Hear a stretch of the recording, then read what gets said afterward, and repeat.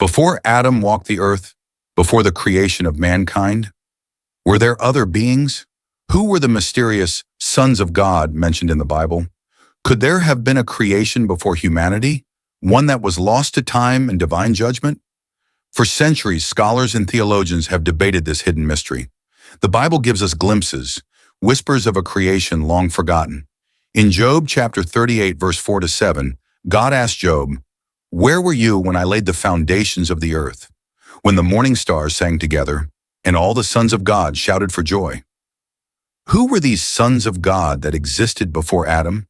Were they angelic, divine rulers, or something else entirely? And if they existed, what happened to them? This is a mystery hidden within the pages of the Bible, one that many have overlooked. But today we will uncover the truth, using scripture and historical insight to reveal a creation story that predates mankind itself. Welcome to Bible Stories channel. If you love deep biblical mysteries, don't forget to subscribe, like, and share this video. Hit the notification bell so you never miss any video. Now let's begin. In the very beginning, before the first human took a breath, before even the foundation of the world as we know it, something extraordinary happened. Genesis chapter 1, verse 1-2. The book of Genesis begins with these powerful words. In the beginning, God created the heavens and the earth was without form and void, and darkness was upon the face of the deep, and the Spirit of God moved upon the face of the waters. But what does this mean? Was this the very first act of creation, or was something already here before this moment? Some believe that Genesis chapter 1, verse 2 hints at a great catastrophe, a divine event that wiped out a previous world. To uncover this hidden mystery, we turn to the book of Job, where God himself asks a profound question. Job chapter 38, verse 4-7. Where were you when I laid the foundation of the earth? Tell me if you have understanding, when the morning stars sang together and all the sons of God shouted for joy? This passage reveals something extraordinary. Before the world was formed, there were already beings present.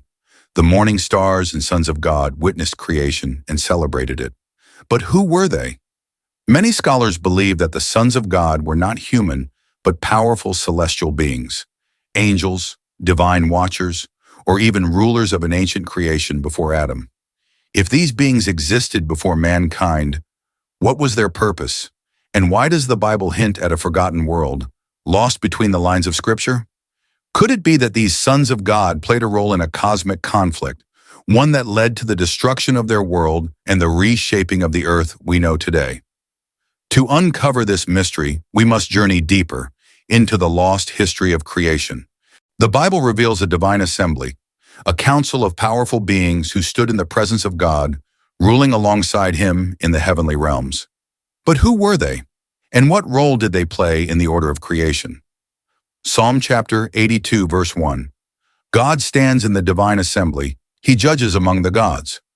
This passage describes something incredible, a council of gods over whom the Almighty himself presides.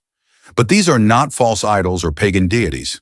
No, these are the sons of God, divine beings entrusted with governing creation. Job chapter 1, verse 6. Throughout Scripture, the phrase sons of God is used to describe powerful celestial rulers, beings of authority, wisdom, and dominion. In the book of Job, we see them gathered before God, presenting themselves in the divine court, with even Satan standing among them. Ancient Hebrew thought speaks of a heavenly council, a divine government through which God administers his will over creation. This idea is not just a myth or metaphor, but a reality hidden in the Scriptures. Daniel chapter 7, verse 9-10. In Daniel's vision, he describes the throne of God with thousands upon thousands ministering to him, and 10,000 times 10,000 standing before him. This is a picture of divine authority, a structured order beyond human comprehension. But if these sons of God were given dominion, what happened? Did they remain loyal to their Creator?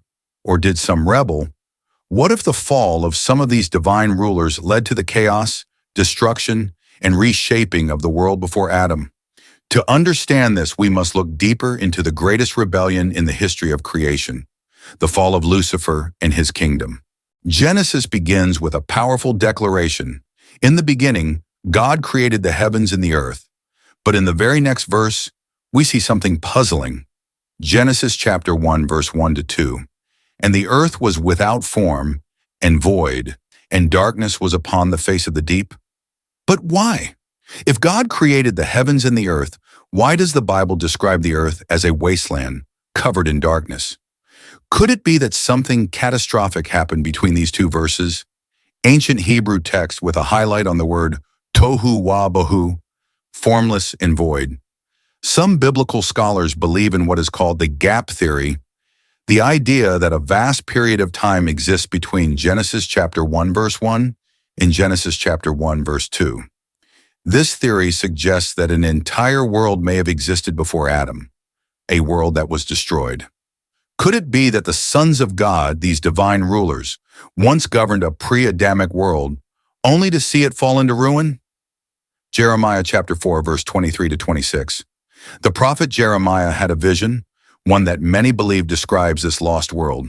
He writes, Jeremiah chapter 4, verse 23 to 26.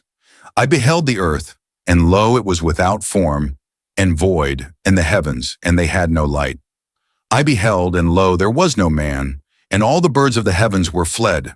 I beheld, and lo, the fruitful place was a wilderness, and all the cities thereof were broken down at the presence of the Lord, and by his fierce anger. Notice the details. Jeremiah sees an earth that is without form and void, the same phrase used in Genesis. But here he speaks of cities that were already in ruin before any human is mentioned. Who built these cities? What happened to them? Some believe this passage describes the aftermath of a divine judgment, the destruction of a pre-Adamic civilization, perhaps ruled by the sons of God. If so, what could have caused such devastation? To answer that question, we must look at the most infamous fall in history, the rebellion of Lucifer and the war that followed. Prepare to uncover the truth. Before the world was shaped for humanity, before Adam walked the earth, there was a rebellion, a war in the heavens. And at the center of it all stood one of the most powerful beings ever created, Lucifer. Isaiah chapter 14, verse 12 to 15. How art thou fallen from heaven, O Lucifer, son of the morning? How art thou cut down to the ground, which didst weaken the nations? For thou hast said in thine heart, I will ascend into heaven, I will exalt my throne above the stars of God.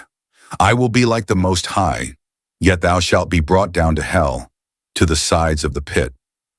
Lucifer, the most radiant of all the angels, was not content with his place in the divine order. He was beautiful, wise, and powerful, but he wanted more. Ezekiel chapter 28, verse 12 to 17. Thou sealest up the sum, full of wisdom, and perfect in beauty. Thou hast been in Eden, the garden of God. Every precious stone was thy covering. Thou wast perfect in thy ways, from the day that thou wast created, till iniquity was found in thee. Many believe that Lucifer was not just a high-ranking angel, but a ruler. Some theories suggest he governed over a pre-Adamic world, possibly a celestial kingdom, where the sons of God, the divine council, had dominion over creation. But his pride became his downfall. He convinced a portion of these mighty beings to follow him, and in doing so, he ignited a war that would shake the very foundations of heaven and earth. Some of the sons of God chose to stand with Lucifer, believing his lies, turning against their creator. And in that moment, judgment was set. War erupted in the heavens. God cast him out of his holy mountain, and with him fell the rebellious angels. Their kingdom was destroyed, their rule shattered, and the earth, once their dominion, was left in chaos and ruin, without form and void. Could this be the reason for the desolation we see in Genesis chapter 1, verse 2? Did the fall of Lucifer leave the earth in darkness, awaiting its restoration? But God was not finished. A new plan was about to unfold. A new creation would rise from the ashes of the old. The rebellion of Lucifer was not the end. It was only the beginning.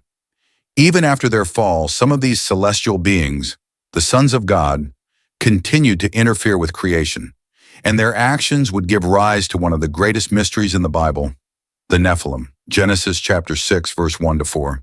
And it came to pass when men began to multiply on the face of the earth, and daughters were born unto them, that the sons of God saw the daughters of men that they were fair, and they took them wives of all which they chose. Who were these sons of God? And why did they take human wives? Many scholars believe these sons of God were the same divine beings we encountered earlier, the rebellious angels who followed Lucifer. But now, instead of ruling from the heavens, they sought dominion on earth by mingling with humanity. Genesis chapter 6, verse 4.